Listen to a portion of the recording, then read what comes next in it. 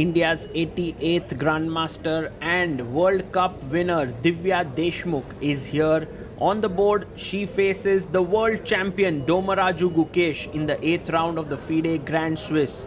A big battle here, especially for Divya Deshmukh as she faces the classical world champion.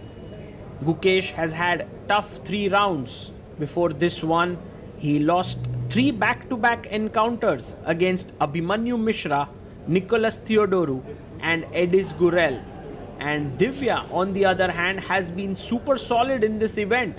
She managed to beat Velimir Ivic, Amin Basim, and she's actually half a point ahead of Gukesh. So she has downfloated here to play against Gukesh, who is on 3 points out of 8. Divya 3 points out of 7. Divya is on 3.5 points. And by the way, both Gukesh and Divya know each other quite well from a very young age. In fact, this is their second classical encounter. The first one was back in the day. I think they were just 12 years old or so when they played in the Mumbai tournament in which was IIFL Wealth at that point. So Gukesh with the white pieces will surely be looking to win this one. Meanwhile, for Divya, if she manages to beat Gukesh, it'll be a huge win. In fact, the research suggested that a female player beating a classical world champion who's the reigning world champion has actually not happened. In fact, whenever a women player had beaten a world champion, they were not the world champion at that point, perhaps in a classical game. But maybe that fact has to be verified. Will Divya be the first one to do that? We have Sicilian on the board, which shows Divya's fighting mood in this game. Knight to f3 by Gukesh, and Divya brings out her knight to c6.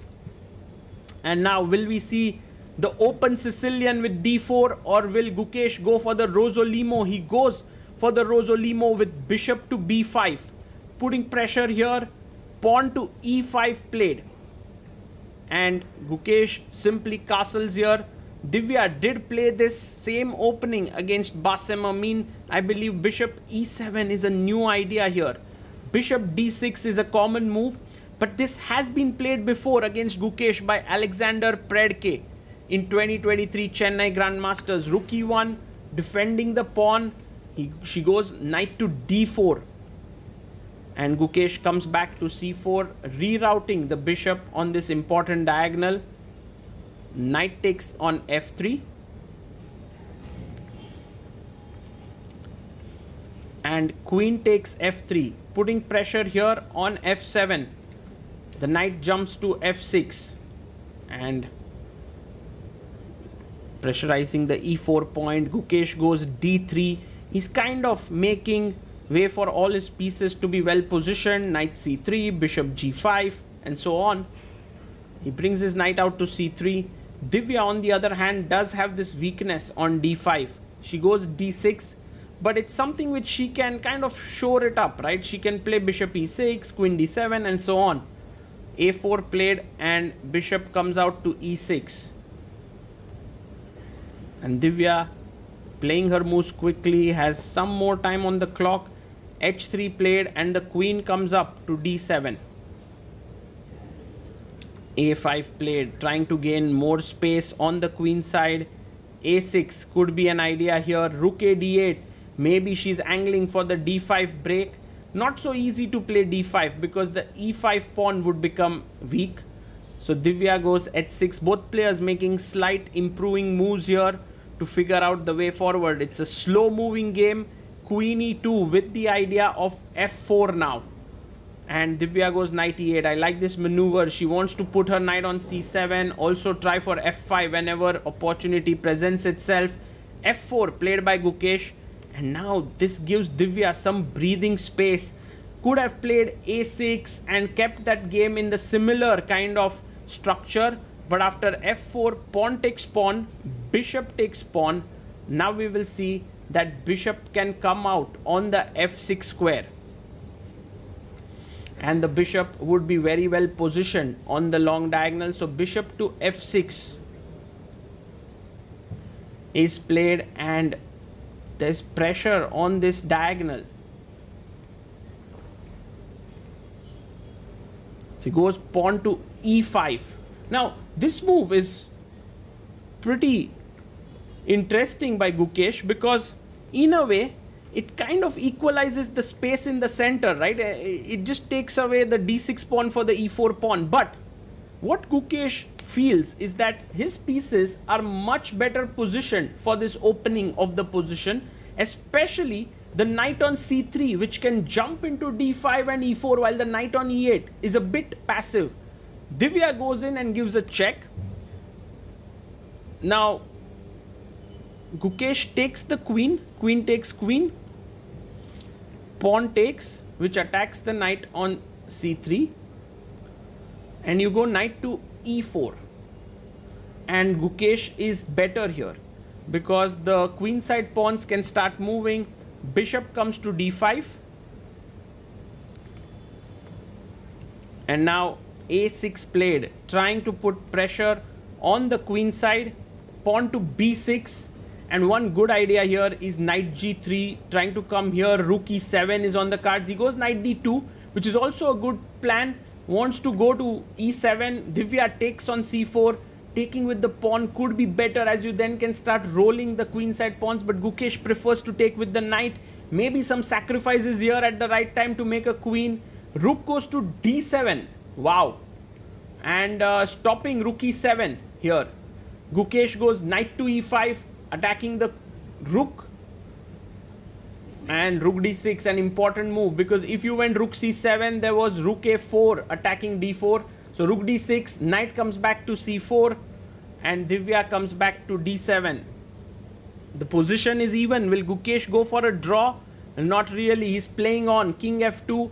He wants to fight, and I guess that's a decent decision. Although Divya's position now looks pretty good. Knight c7, knight is keeping a pressure on the a6 pawn. Rook jumps in to e5, and here rook to c8.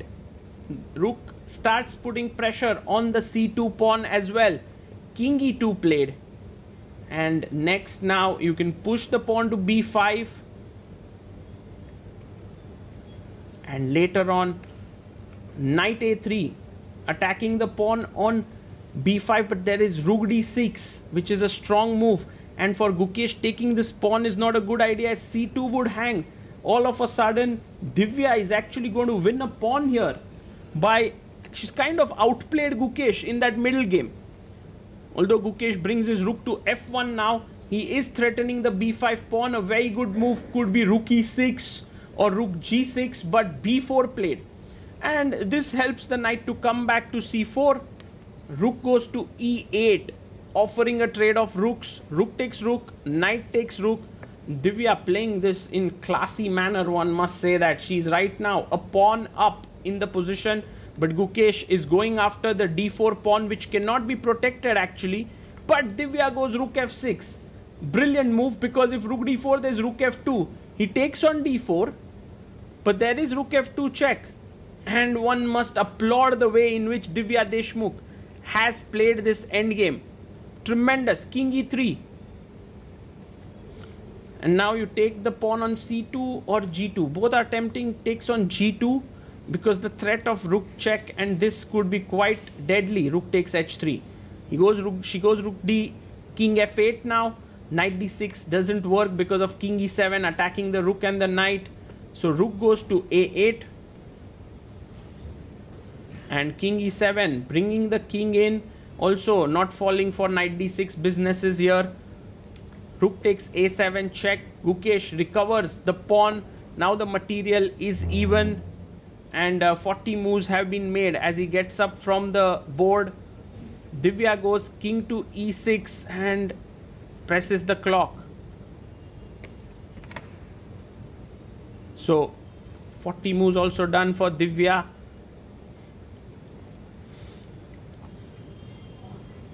And now Gukesh goes rook a6. He gives a check. King comes up to e7. Pawn to c3. Pawn takes pawn. Pawn takes pawn.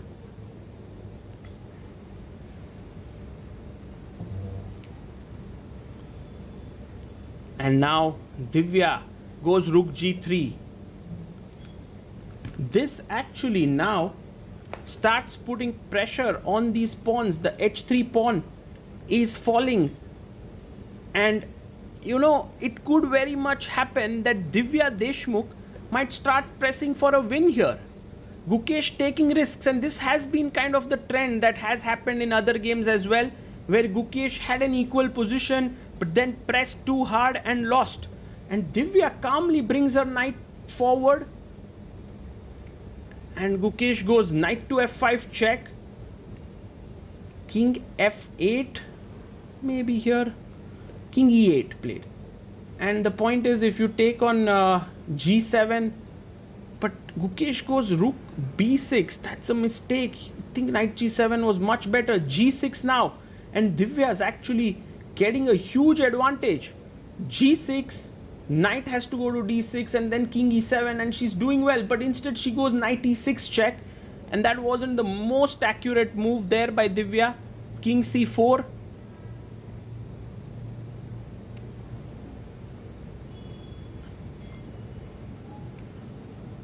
and she goes knight to f4, attacking the d3 pawn, knight to g7 check,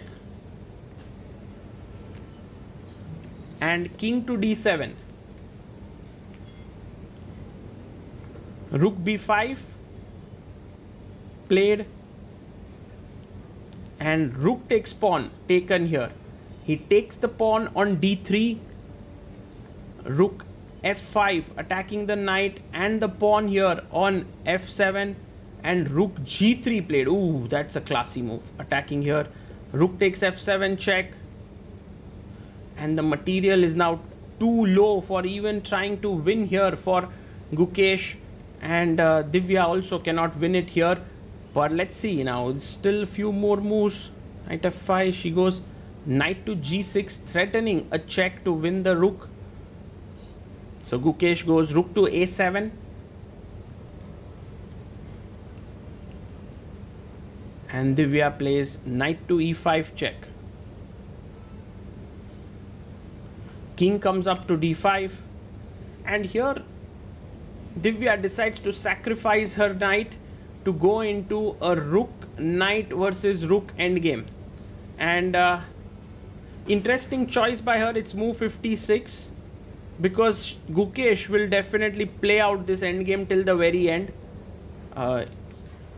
He would love to put some pressure here, but it's clear that Divya knows this endgame well and she can hold it. Knight d4 and check. One of the things that white wants to do in such endgames is push the black king to the corner of the board, and now rook a8 checkmate. So king to e8 and knight to f3 played.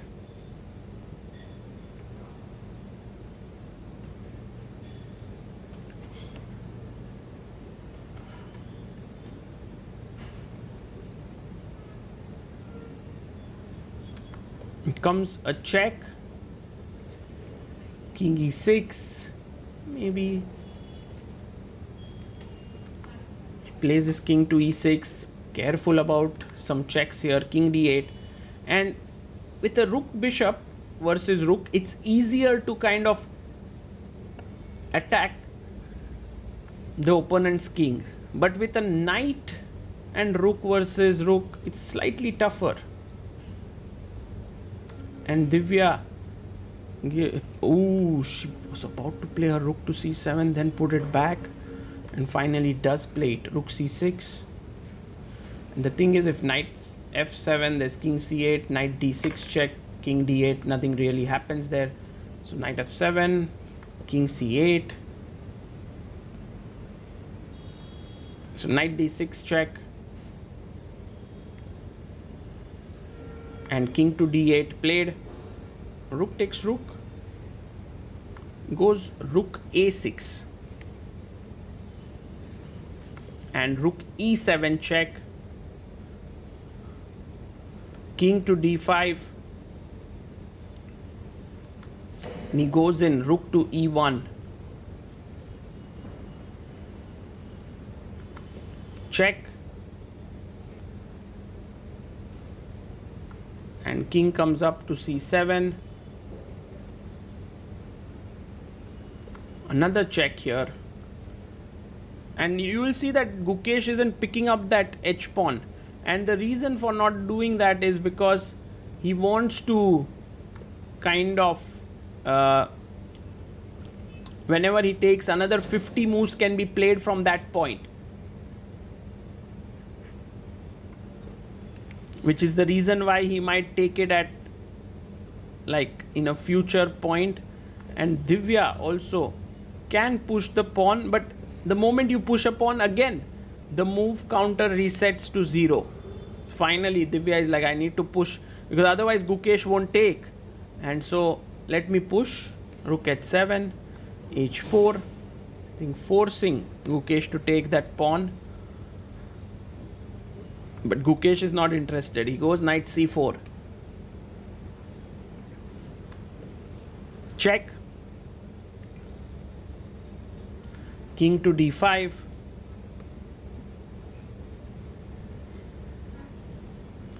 check here again, and he goes king to c6, king d8, and knight e3.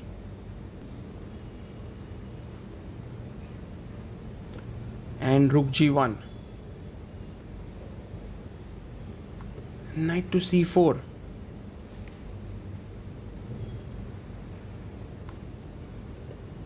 and rook c1 played. He plays king d6, check,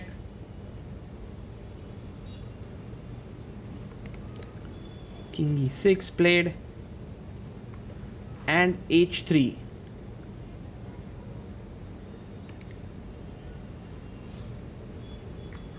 Rook takes pawn,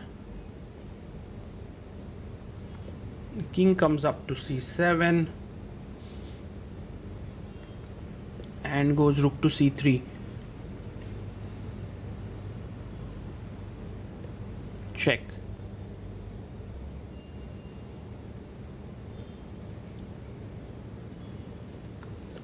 and here knight e3 played.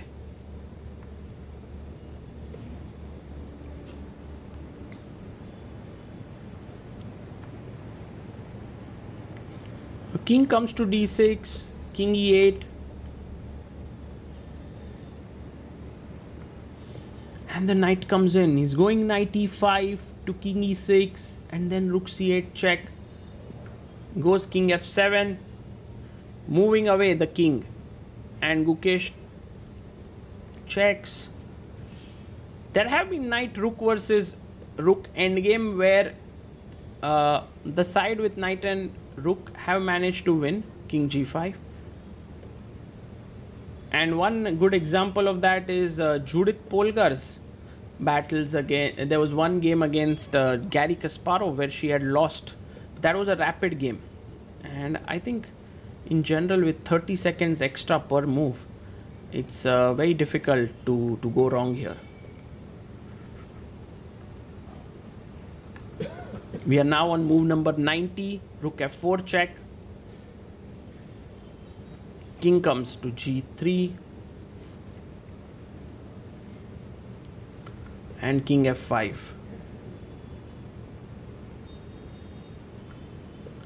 Goes rook a8,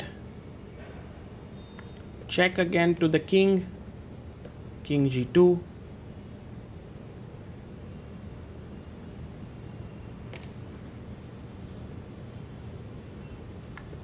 and the rook comes to d3.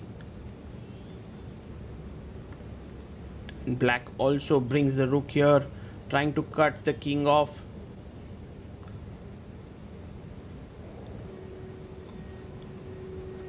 Divya keeping her stamina intact here because Gukesh is known for grinding in such long end games and inducing a mistake from his opponents. You can look at Gukesh, how focused he is. He still believes he has an opportunity to win this.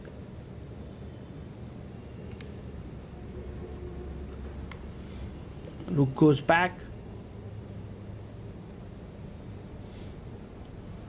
Now a check. King comes to g2.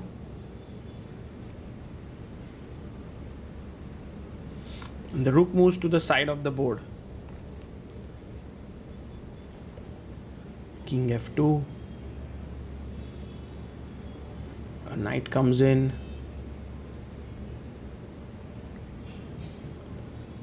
King to e2. And well, he's trying to get in closer. A check, but the knight can block it now. And Divya can escape with the king here. King d2.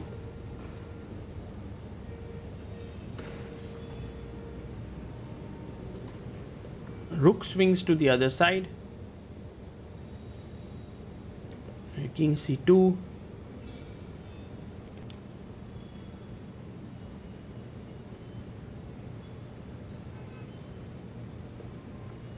And king d4, offering a draw here. Divya accepts it, a handshake. What a big game for Divya Deshmukh, drawing against the classical world champion Gukesh. And well, look at their expressions. Both are pretty much exhausted after this long struggle.